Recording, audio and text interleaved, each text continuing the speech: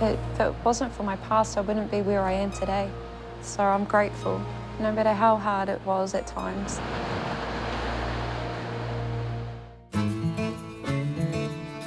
I am born and bred down here in Bluff, at the bottom of Aotearoa. Bottom of the world? Yeah, pretty much. It feels like it sometimes. But it's home, and I wouldn't be anywhere else, I guess. I absolutely love the place. Kai is at the heart of what Haylee Chanel Simeon is all about. I was always like a fish out of water.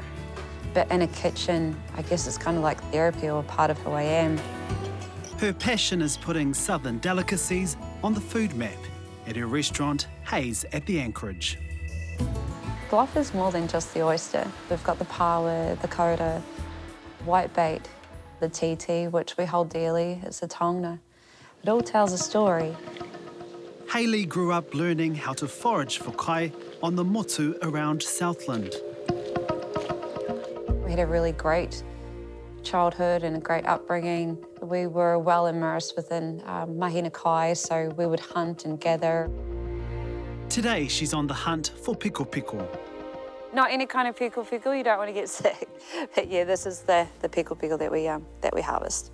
What does piko taste like? It's a bush asparagus, yeah. And so when you've got that, it's just beautifully, naturally stunning. It's aroha on a plate. My mum was always a pretty big influence in my kai journey. I would always watch her in the kitchen cooking for us, and she would always retell me the stories about how my grandfather or my pa would teach her. Here at Te Ao Aroha Marae, Pania Coot taught her daughter the importance of kai and manaakitanga. Bluff is such a tight-knit community that you're raising a child in a village. If we were feeding our whānau, we're feeding the wider whānau. So there was always a spare chair at the table. Yeah, it comes from the heart, literally. When I'm serving with full intent of those before me as well, and what this place has given me in my lifetime. Because Haylee has already faced a number of battles. She had cancer at 10 and a half. Oh, wow. Yeah. So she wasn't actually supposed to be here in the first place. Like, they gave her 3 weeks, and then they gave her 3 months. Diagnosed with Hodgkin's lymphoma, she was one of 3 children put on a trial treatment. She was the only child to survive. She's very resilient and a very strong person. Yes, wahine toa. Haylee has gone on to live life to the fullest, raising 4 tamariki and carving out a career in hospitality. But 5 years ago, her life came crashing down, losing both her relationship and her business. Yeah, broke up with 4 kids, left me as a solo mum of 4. And I wasn't sure what I wanted to do or how I was going to face things. I'd lost my passion for kai. I had hidden myself away.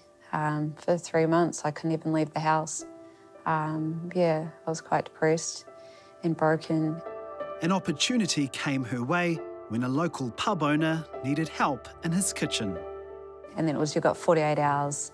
We've got all these bookings. I need your hand. I was like, right. So with my whānau support and backing, they jumped in. They're like, yep, she'll do it. This went so well, she decided to launch her own restaurant. How tough was that to do, coming from a relationship breakup and having to build back from the start again?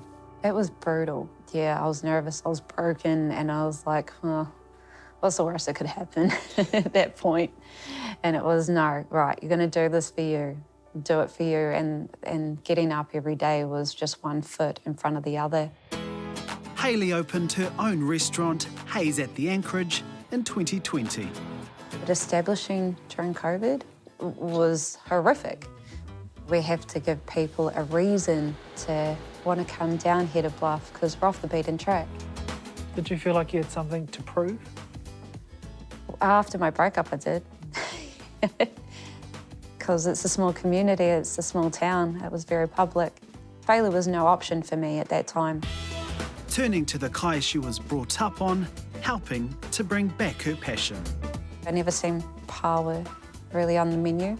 It's like, why? I never seen titi on the menu. Again, why? And I just showcase them by sort of modernising unique dishes or traditional dishes that I'd grown up with. Her reputation for her mix of Southern kai and hospitality, winning a number of accolades and awards.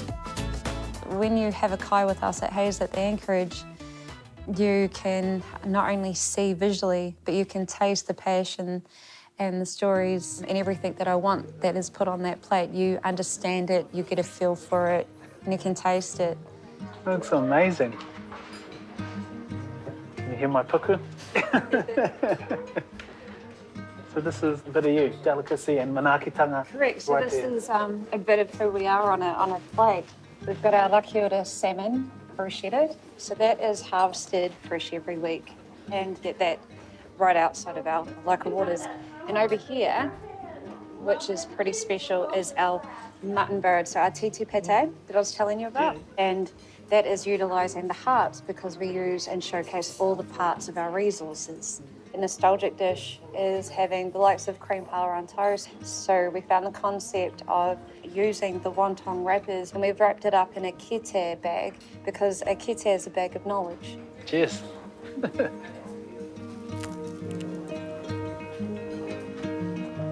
Haylee knows the kai she cooks with is a tonga. Today she's calling in to Ocean Beach Aquaculture. Oh, tēnā koe, Haylee.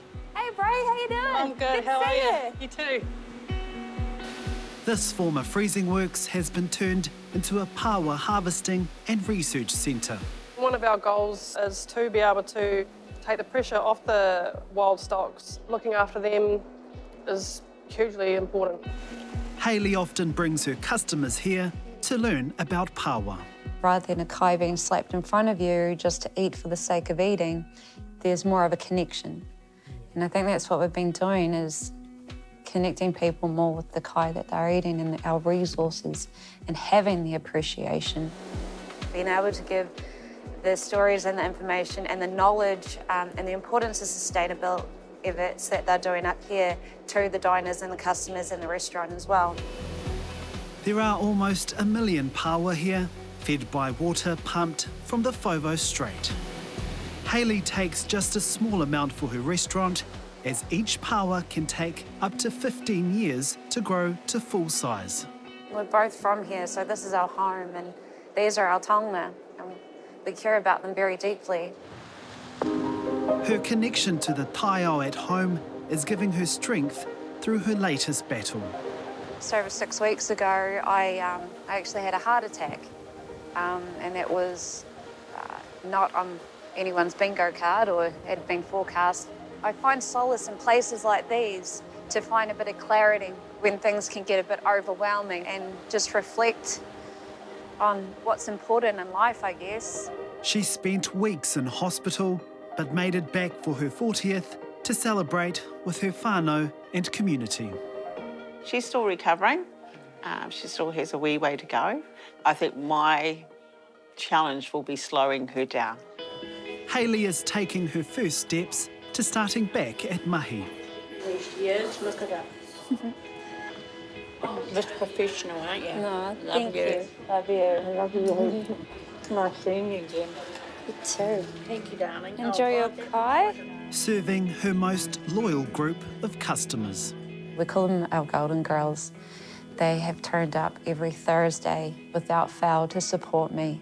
We have got cream paua wontons here. They are Mary's favourite. She has them every week. We love her. We love the food. All the staff are lovely. Yeah, they are. And it's good company. Yeah. And they give us amazing food, which you're taking flipping photos of now, what I mean. It's like an extended whānau. It's everything. It's who we are, and it's what we're built on. Proud of my baby girl. Yep, very tika pono and Aroha. Does the right thing with integrity and passion. What's it like to look back and see how far you have come? I'm just a young, bluff girl doing her thing, cooking kai with passion. I'm absolutely humbled, and I never in my wildest dreams thought I would be where I am today.